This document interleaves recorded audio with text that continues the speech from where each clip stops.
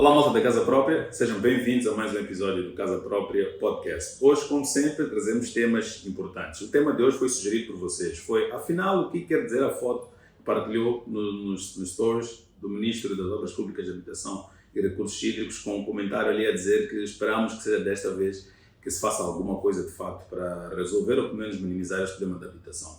Então, as perguntas foram basicamente sobre, afinal, o que foi esse evento, o que foi discutido e, sobretudo, se nós, Casa Própria, achamos que este evento vai trazer alguma coisa diferente. Então é sobre isso que vamos falar hoje aqui, por isso fique ligado a nós. Entretanto, não notaram ainda alguma coisa diferente aqui? Ainda não? Tcharam! Olá, malta da Casa Própria, sejam bem-vindos ao novo cantinho do podcast. Um cantinho agora mais aconchegante, agora com cara de família. Da família Home Center para a família Casa Própria. Queríamos agradecer, mandar um obrigado muito grande à malta da Home Center, que desde cedo percebeu a nossa causa e decidiu então juntar mais uma vez os braços com a Casa Própria e por isso oferecer-nos ainda melhores condições aqui no nosso podcast. Podem ver que estamos aqui com um cenário completamente diferente do anterior, agora muito mais vivo, muito mais aconchegante, muito mais confortável para os nossos convidados, isso vai ser muito melhor ainda. Podem ver as chávenas agora são maiores, são mais novas, temos uma mesinha de centro bem bonitinha, agora já me posso exibir assim a girar nas cadeiras, tem até uma almofada para ir bater nos convidados sempre que eles disserem coisas que não fazem sentido absolutamente nenhum. Temos mais decoração, mais ambiente, mais luz e mais vida. É um presente mesmo da família Home Center que nós, Casa Própria, agradecemos imenso. Agradecemos principalmente pela aposta, por acreditar que o trabalho que nós fazemos, afinal, vale a pena e por isso tem que ser levado nas melhores condições possível para você, malta da Casa Própria. Então, Home Center, ao Jair, ao Eduardo, ao Elvis e toda a malta super cool da Home Center, muito obrigado. Se o vosso slogan é de família para família, saibam então que nós, Casa Própria, recebemos esse calor de família da vossa parte e esperamos fazer chegar este calor a muito mais famílias moçambicanas para que sintam então este conforto que o lar pode proporcionar. Thanks, pessoal. Ok. Sei que já gostaram aqui da nova casa, do novo ambiente que nós temos aqui no podcast, né? Mas voltando agora ao tema central deste podcast. Primeiro, queríamos agradecer ao Fundo de Fomento da Habitação por nos ter convidado a fazer parte deste workshop, que deixa dizer-vos que o workshop como tal foi bastante bom. A organização foi bastante boa, os temas discutidos também foram bastante interessantes e as contribuições dadas são contribuições que, a terem algum tipo de segmento, vale a pena discutir. Mas é como disse, né? Coisas de Moçambique, muitas delas são bem discutidas, mas depois não avançam. A avançar, digo-vos que valeu a pena ter ouvido o que lá se falou. Basicamente, o encontro começou com o ministro saudando os convidados e apresentando assim uns números rápidos, dados estatísticos. Né? 74 milhões de moçambicanos. 2/3 população jovem, 1/3 vive nas cidades, menos de 5% com acesso ao financiamento formal e que temos um déficit de habitação de mais ou menos 2,7 milhões de unidades. O que quer dizer que faltam 2,7 milhões de habitações, de casas, para resolver o problema da habitação em Moçambique. O primeiro palestrante do dia foi o arquiteto e também professor João Silva. Ele falou em torno dos novos polos urbanos. Ele defende a necessidade de densificar esses meios urbanos como forma de rentabilizar o uso das infraestruturas que são fundamentais na definição da qualidade das casas. O grande problema dos planos existentes é que eles pecam ou por não existirem, mas os poucos que existem também pecam pela sua implementação, seja por vontade política, falta de recursos, seja técnicos ou financeiros para a sua implementação. Daí que é preciso também repensar a forma de fazer estes planos, de modo a que eles possam resolver problemas bastante específicos e que, acima de tudo, cheguem a tempo útil para que não haja uma situação, por exemplo, dos planos chegarem anos depois do problema que auscultaram já há algum tempo atrás. O também arquiteto e professor Domingos Macuculo falou sobre as casas chave na mão, construção chave na mão, aquela construção que já está pronta, a gente já faz a compra e entra para usar a mesma casa. Uma prática que por aqui não tem sido muito difundida, até porque não é acessível à maioria das pessoas. E é precisamente sobre este aspecto que ele começa a sua apresentação, explicando que de facto não é acessível, por isso que é preciso democratizar. Mas por que democratizar a chave na mão? Porque está provado a nível mundial que é das melhores formas, das melhores soluções de trazer o preço da construção cá para baixo. Por quê? Porque aí construímos em massa, construímos em grandes quantidades e aí conseguimos fazer uma gestão melhor dos tempos, das burocracias, dos financiamentos, da qualidade e assistência técnica durante a obra. Resumindo, a obra torna-se muito mais barata quando é feita em série. Para isso ele coloca alguns desafios interessantes que devem ser revistos e perseguidos de forma a tornar possível esta construção em série e também com preços bastante mais acessíveis, como por exemplo a industrialização do mercado da habitação, que é olhar para a cadeia de valor da habitação e enriquecê-la com todas as ferramentas necessárias para que, por exemplo, a produção dos materiais locais, a mão de obra e todos os outros elementos concorrentes para o preço sejam feitos a escala, sejam feitos em série, de modo, portanto, a tornar este custo de produção mais baixo e, naturalmente, também chegar mais baixo ao dono de obra.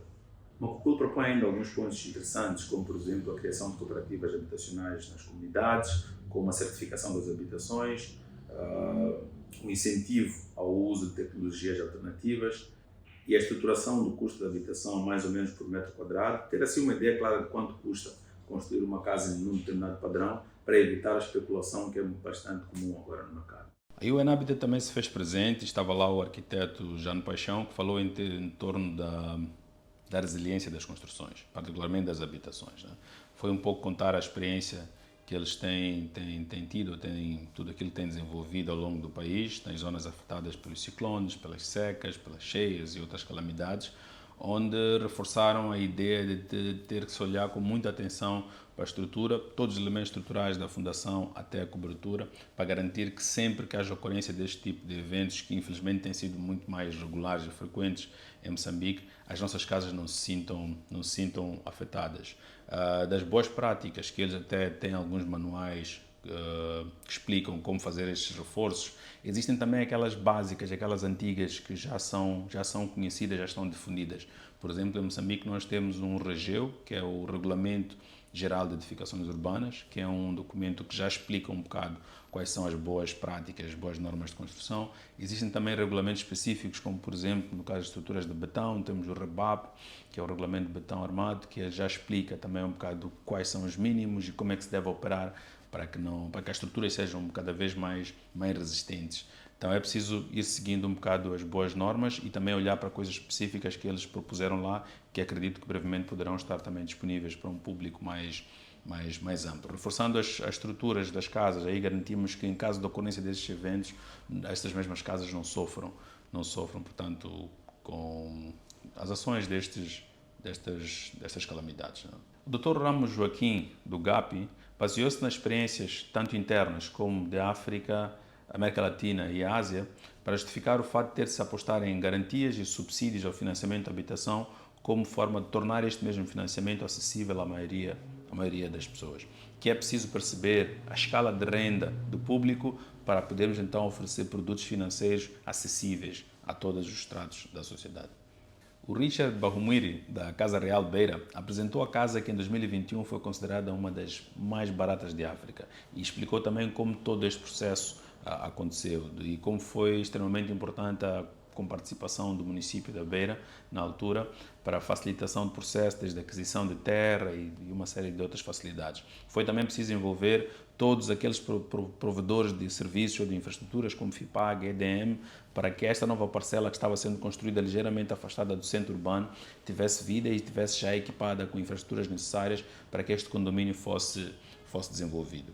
Para o sucesso do projeto, foi determinante o uso de soluções alternativas, desde a escolha de tecnologia, a opção, por exemplo, pela construção evolutiva, o uso, a aplicação, a opção de terrenos bastante menores do que os terrenos habituais e também a adoção do sistema Rent to Buy, que é um sistema que permite que, enquanto paga a renda, vai já pagando a casa. No fim de um determinado período, esta casa é sua. E eles conseguiram isso, por exemplo, com valores a partir de 10 mil meticais, onde o cidadão já podia, em 5 anos, pagar os 10 mil e, portanto, ter esta casa já como sua. Se quiserem entender um bocado mais a fundo sobre este projeto da Casa Real Beira, temos um episódio do podcast dedicado exclusivamente a ele, onde se explica o processo todo, como aconteceu, como é que foi possível trazer este processo à vida. O Karel McGill, da Tautona Holdings, da África do Sul, apresentou casos de sucesso na África Austral, onde adotaram inovação tanto em tecnologias como em modelos de financiamento para garantirem a produção em escala de casas a um preço muito mais acessível e a um tempo muito mais rápido que o convencional.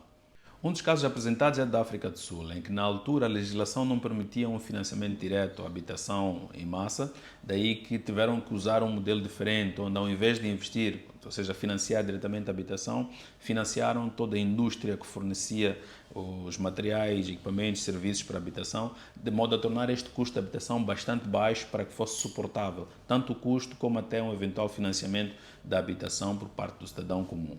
A sua apresentação centra-se no fato de ter que se repensar nos modelos de financiamento da habitação social para que estas sejam acessíveis ao cidadão comum. E para isso destacou o papel dos fundos de pensão e das instituições financeiras ligadas ao desenvolvimento para garantir o alcance social destes projetos. Ok, tentando resumir ainda mais, precisamos ter meios urbanos sustentáveis, com infraestruturas onde possamos construir as nossas casas.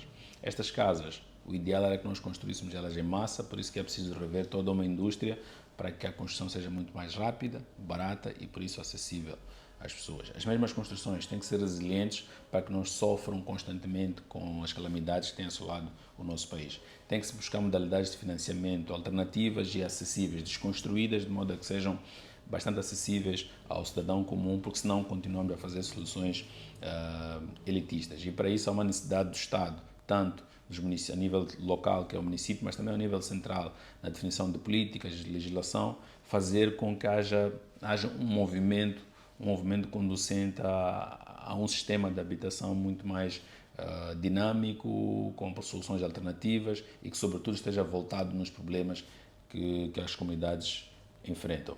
Agora passamos àquela segunda parte que me foi perguntada, né? Que é, mas ok, Lázaro, mas achas mesmo que isto não é só para ir lá tomar um café e depois é mais um encontro? É como disse no início, muito sinceramente eu fiquei impressionado com aquilo que foi falado, não que fosse novidade necessariamente, percebi assim no ar que havia assim uma vontade de fazer as coisas de forma diferente.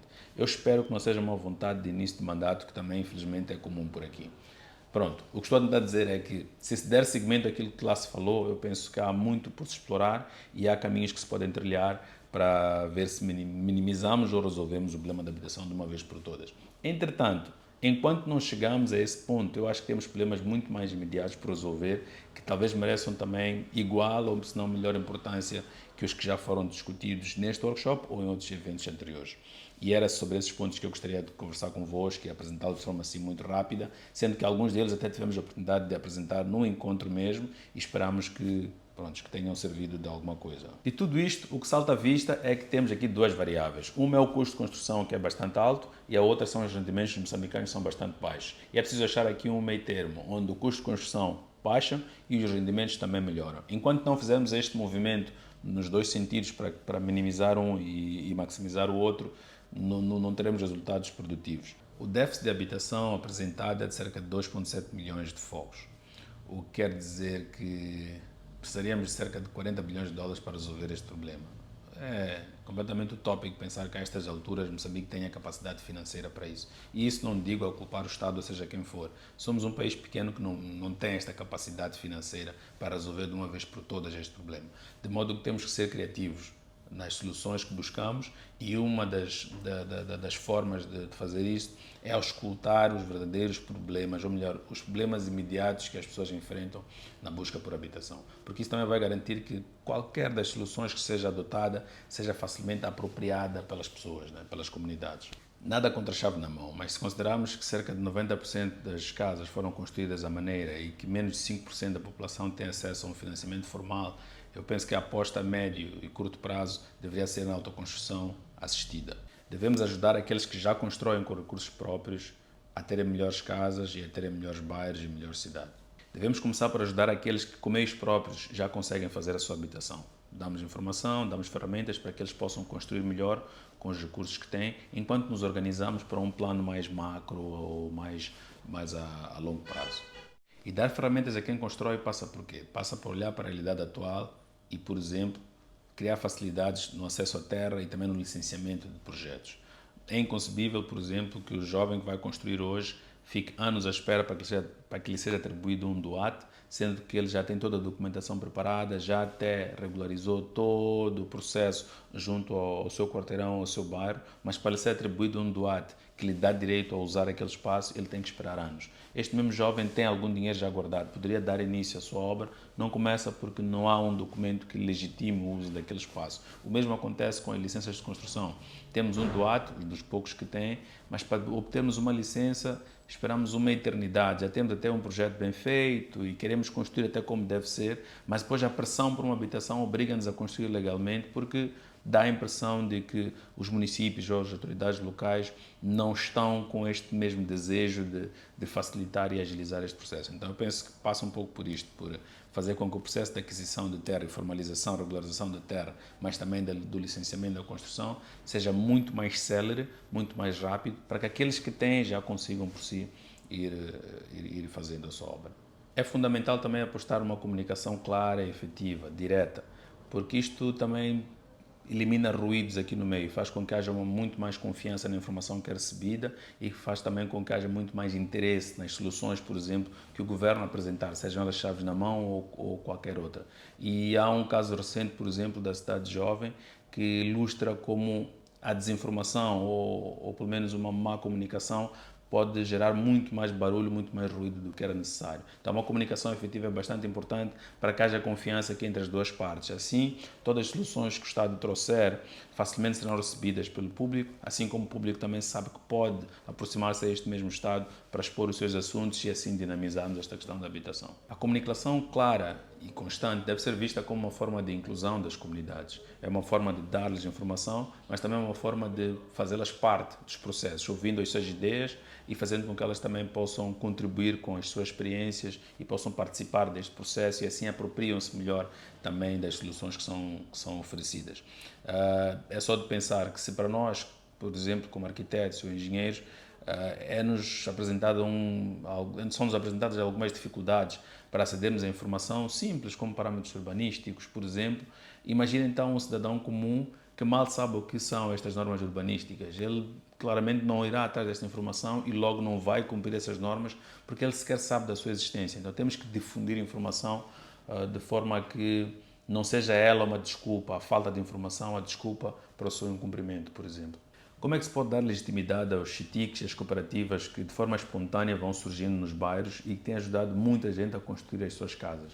Que é importante vermos formas, por exemplo, de ligar esses chitiques, por exemplo, ou estes grupos de pessoas que já se reúnem e já fazem as coisas acontecer, para que facilmente, por exemplo, possam aceder a materiais ou até mesmo a algum tipo de financiamento ou facilidades na regularização de espaços ou de licenças de construção, para aproveitarmos este movimento que já existe na comunidade e irmos assim também dinamizando os bairros, mas também difundindo as mensagens que a gente leva para lá, como por exemplo da necessidade de construir de forma legal, construir dentro das normas e uma série de outros pontos que são interessantes de levar como informação. Como replicar modelos de construção e financiamento, como o caso da Casa Real Beira, por exemplo, que já provou que consegue atingir, apesar de não ser a um nível de baixíssima renda, mas consegue, por exemplo, assistir a uma camada um bocado mais baixa, na renda média e média-baixa. E por que não liderar pelo exemplo? Garantir que todas as casas feitas pelo Estado, ou até mesmo as casas feitas pelos megaprojetos no âmbito de reassentamentos, não são feitas, por exemplo, já a explorar tecnologias alternativas, que são previamente definidas, claro, que explorem também, por exemplo, a questão da densificação do meio urbano, ou seja, já começarmos nestes projetos a vender a ideia de terrenos menores para rentabilizarmos as infraestruturas, de modo a que a gente crie um interesse, a gente desperta o interesse e chama a atenção do público, mas também do mercado, para que enveredem por este caminho, por exemplo, das soluções alternativas e também, no caso, dos terrenos mais reduzidos para tirarmos melhor proveito das infraestruturas. Outro ponto curioso a ter em conta foi levantado pelo presidente da Federação dos Empreiteiros de Moçambique, em que